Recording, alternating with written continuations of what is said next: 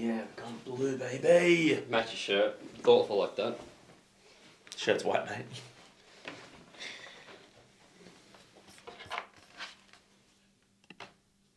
Yeah. Put white lights on. Oh, white, baby! Woo! Nah, I blew it. You should have gone one of each. How do you reckon that would look? Oh, jeez. Good morning, party people. Welcome to the Breakdown with Nath Johnny. We are checking out the third part in the Lorna Shore Pain Remains trilogy, In a Sea of Fire. Look, Lorna Shore have been undoubtedly one of the most requested bands on this channel since we discovered them with To the Hellfire.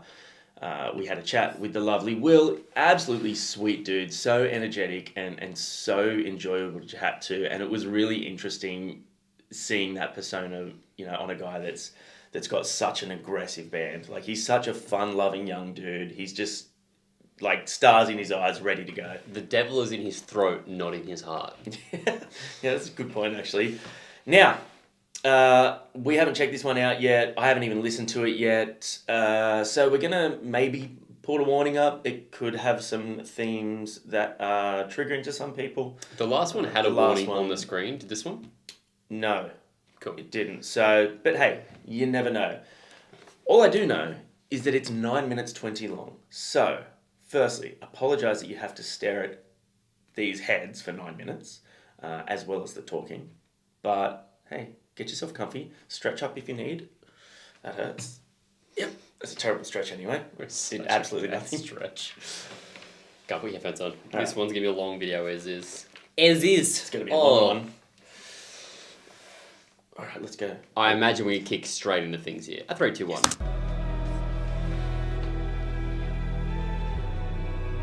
Hey, like and subscribe if you haven't. That'd be great. Thank you.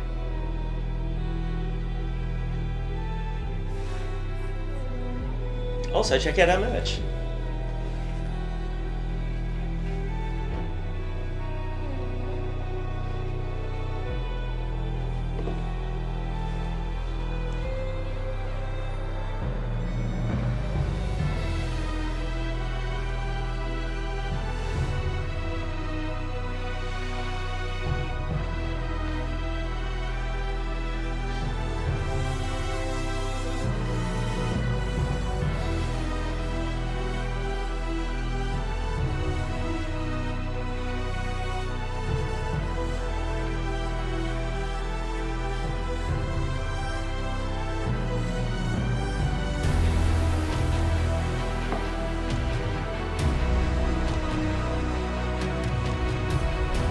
A big, like, orchestral drum as well.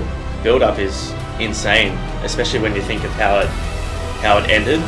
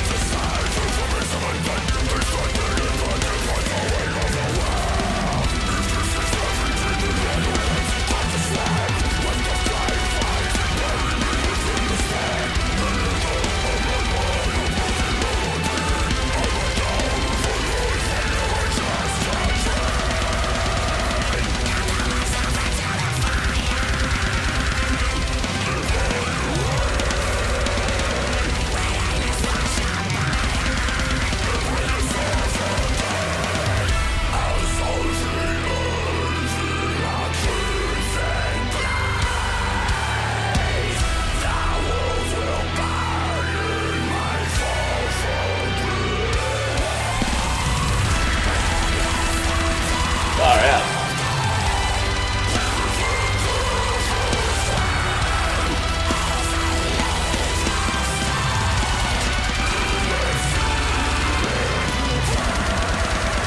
Oh my good God. Rift City, baby.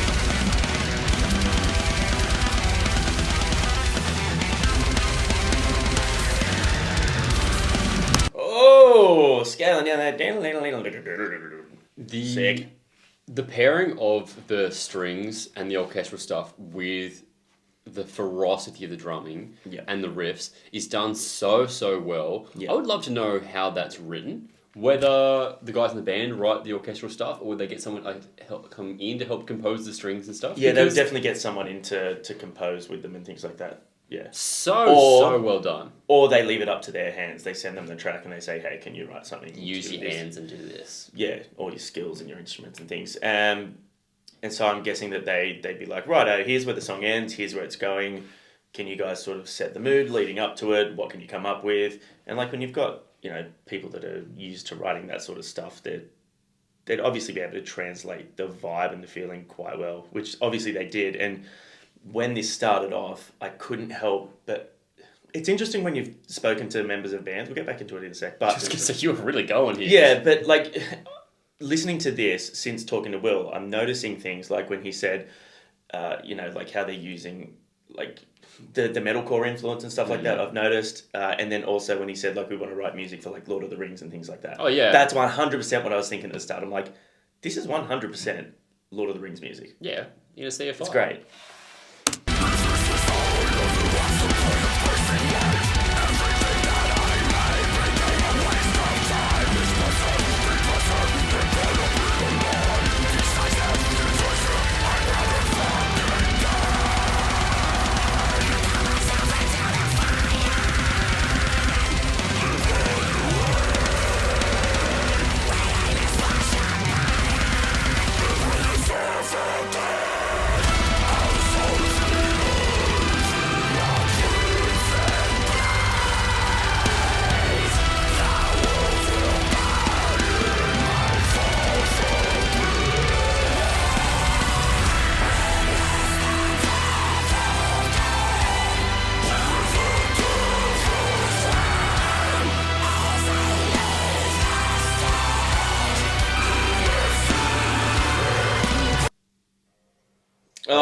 The mid-song ad. Wait, now I know how people feel when we pause the video.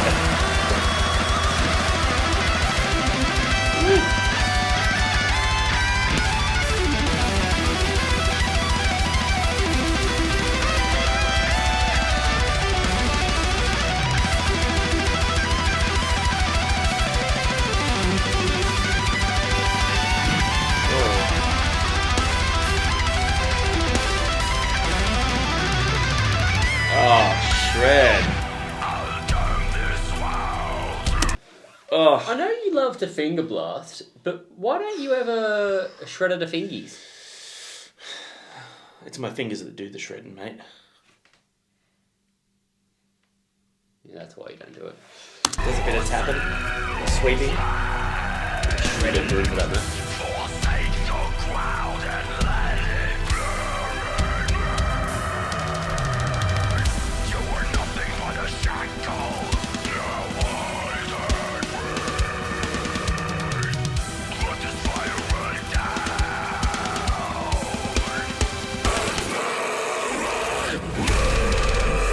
Oh, yeah, bring it.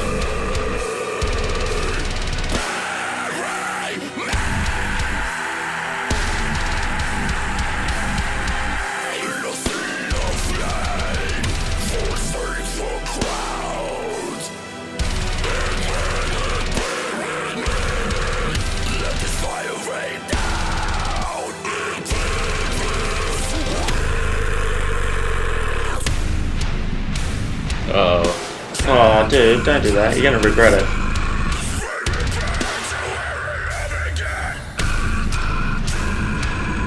Oh no.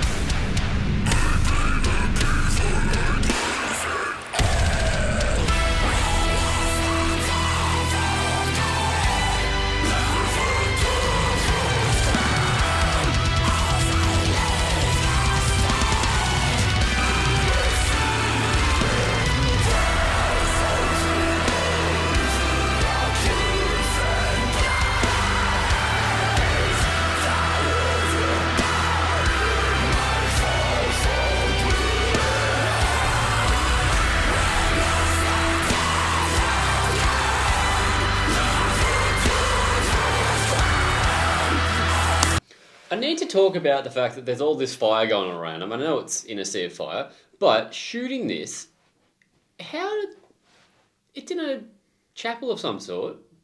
How are they looking after the fire safety while filming that? Do you think that maybe those are put in like... Those bits are there. I mean, but you can see the ones where he's singing in the background. There's like flames shooting up and stuff. You can also see, because he's sweating while filming this, that it must be hot as heck in there. Mm. I'm just so interested to see the behind the scenes of filming that process. To have like a full fire safety team just on standby, ready to go. These are the things I think while watching this. Yeah, this is like, I just love this trilogy, how that actor they've got. I don't think we've spoken about how great he's playing this part. Let's talk about that after.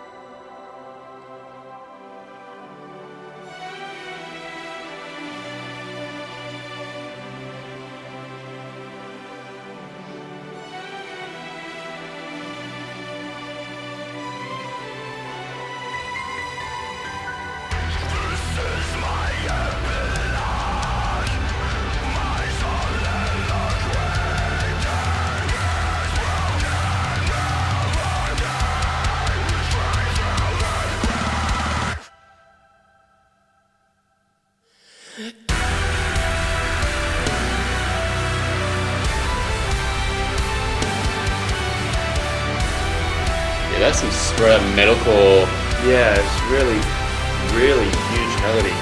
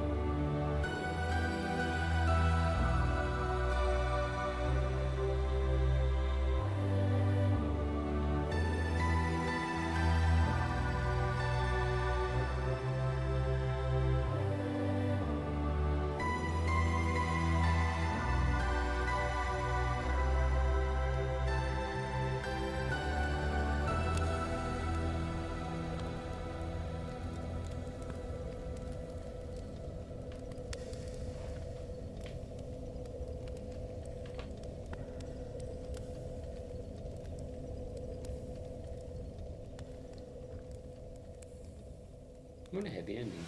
Yeah, right? I don't know what I was expecting, but I guess I was... I mean, you did say last time, being like, where's it going to go if he's already killed himself? Well, he lived through that, and then he was like, no. Bless you. Thank you. Yeah, that's a very, very heavy trilogy, very heavy ending. Whew. I was maybe hoping that the guy found some kind of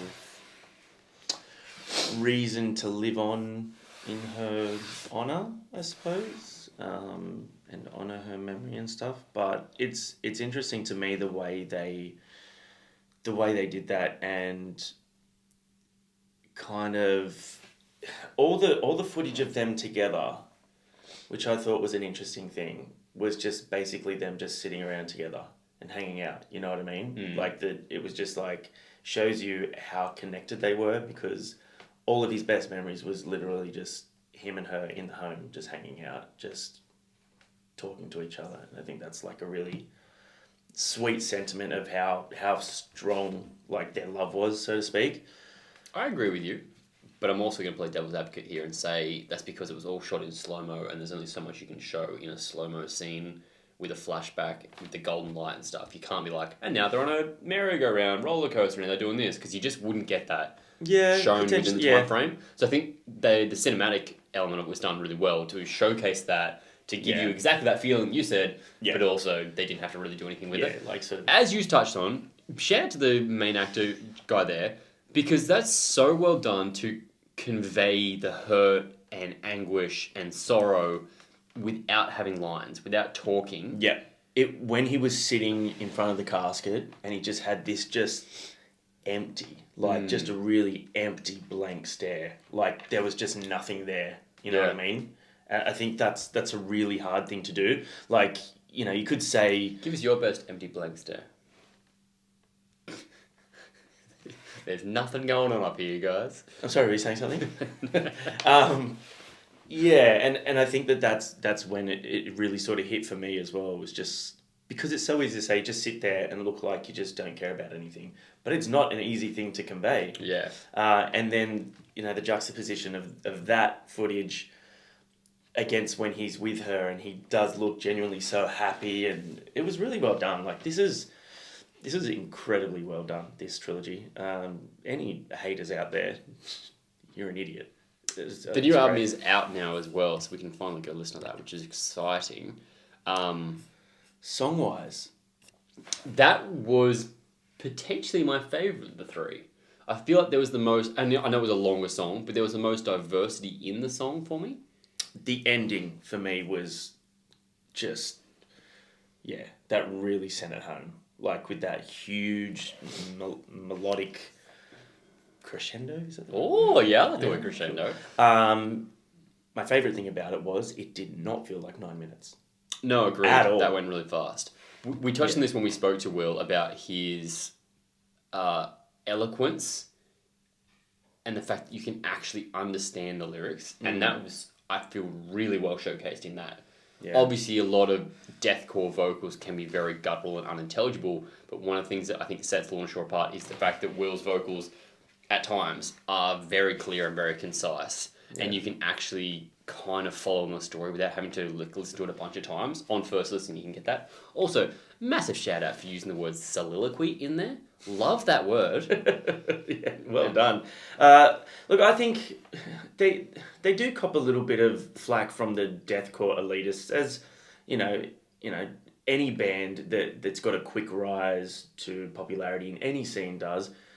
But when Will was talking to us about, he likes sad music and stuff, I think it's actually, it's an important thing to have in deathcore. Like, I think it sort of humanizes the genre a little bit, things like this, and shows that you can have brutal, aggressive music that can have like a really strong element of reality and heart and all that sort of stuff in like a really strong emotional element that doesn't take away from the fact that it's still crushingly heavy deathcore. Yeah, for sure. So, well done. What did you guys think of the final element of the Pain Remains trilogy, In a Sea of Fire by Lorna Shore? And have you listened to the album yet?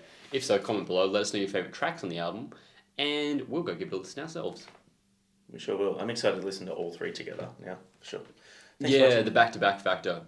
Also, without the film clips. I'm actually excited for that, just to be able to like immerse in the music and not be necessarily following the story as well. I wonder if when listening we're going to sort of... The video is going to be sort of in your thoughts while you're watching it? Maybe. Who knows? Only one way to find out. We'll see you guys next time.